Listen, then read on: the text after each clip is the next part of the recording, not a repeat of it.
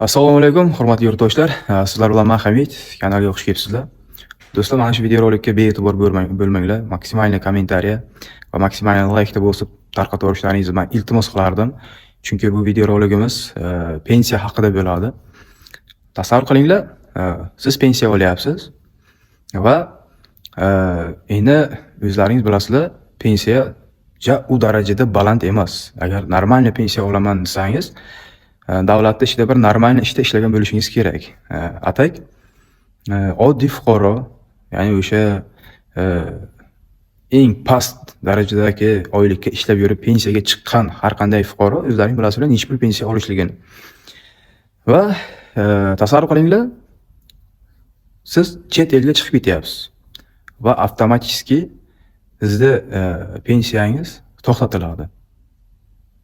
Va sizga ogohlantirish beradi. Masalan, siz Yevropada yuribsiz, yoki Rossiyada yuribsiz. Dunyoning qaysi burchagida bo'lishingizdan qat'iy nazar,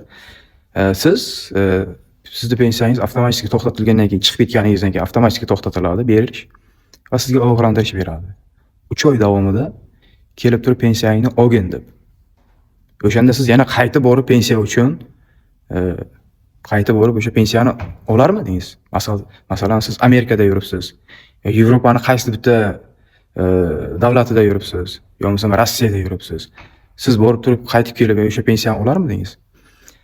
Hozir bilmayman, qonunchilik palatasimi yo moliya vazirimi kim bu ishga qo'shib bo'lyapti, bosh qo'shib bo'lyapti bilmayman. Hozir shunaqayam bir bular g'oyani o'ylagan, ya'ni pensiya masalasi. Siz chet elga chiqib ketdingizmi, sizga pensiya berilish avtomatik to'xtatiladi. Va siz dunyoning qaysi burchagida bo'lishingizdan qat'iy nazar, qaytib kelib pensiyangizni 3 oy davomida olishingiz kerak. Agar bora olmasangiz nima bo'ladi? Yo pul beriladi, yo bo'lmasa o'sha kartangizda necha pul yig'ilgan bo'lsa avtomatik kuyadi. Bilmadim, bir o'zi qanaqa qonun qo'yida o'ylab chiqaryapti. O'zi yaqinda oylikda stipendiyani va nafaqani atiga 10% ga ko'tarilaring. Oldingi birinchi prezidentimiz davrida Islom Abdug'aniyevich Karimov davrida yiliga 2 marta oyliklar, stipendiya boshqalar ko'tarilardi. Yiliga 2 marta. Hozir mana necha yil deganda atiga 10% ko'tarib qo'yilaring. To'ys 900 ming pensiya oladigan shaxs 1 million yo 1 milliondan ozgina oshiqcha oladi.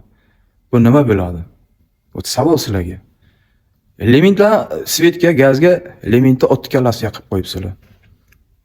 O'sha sizlarning pensiyalaring yetib ortganidan, kistasiga sig'dira olmaganidan chet elga kelmayapti, yo Rossiyaga kelmayapti. Sizlarning beradigan pensiyalaringga yashab yuramiz. Savol sizlarga.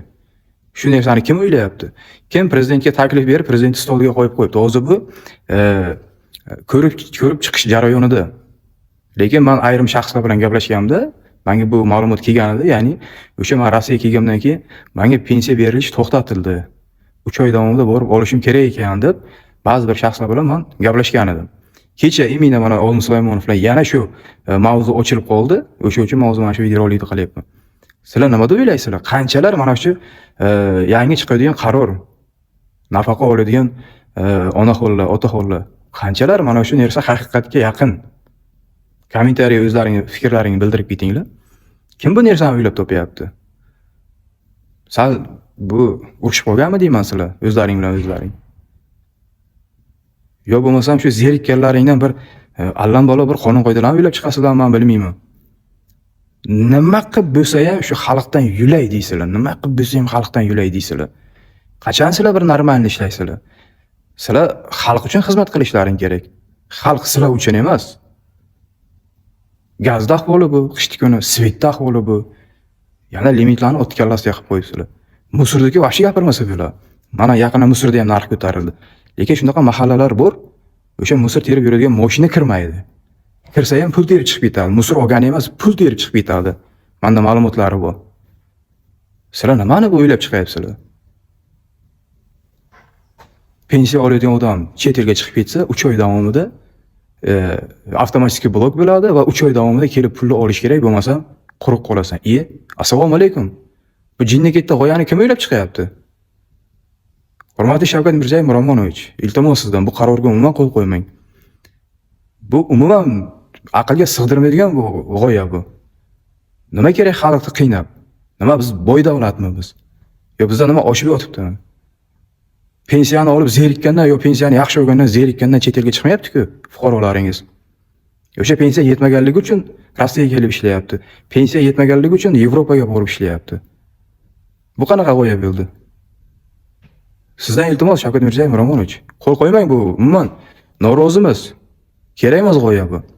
O'sha kim mana shu g'oyani o'ylab chiqqan bo'lsa, o'shanga shu narsani joriy qilib qo'ying. Kim o'zi zerikkan odamman bilmayman-ku. Qaysi vallomat. O'sha insonga shu g'oyani joriy qilib qo'ying. O'shani o'zi shu ishni to'lasin. Bu ahmoqgarchilik bu. Qachongacha bunaqa jinni ketdi g'oyalarni o'ylab chiqasizlar? Zeriksalaring tamom xalqqa qarshi bitta minus bo'ladigan narsalarni o'ylab chiqasizlar. Bu sal ishlatinglar buni. Ahmoqgarchilik ham ebi bilanda. Fahm farosat vashing nima deyman, men bilmayman sizlar.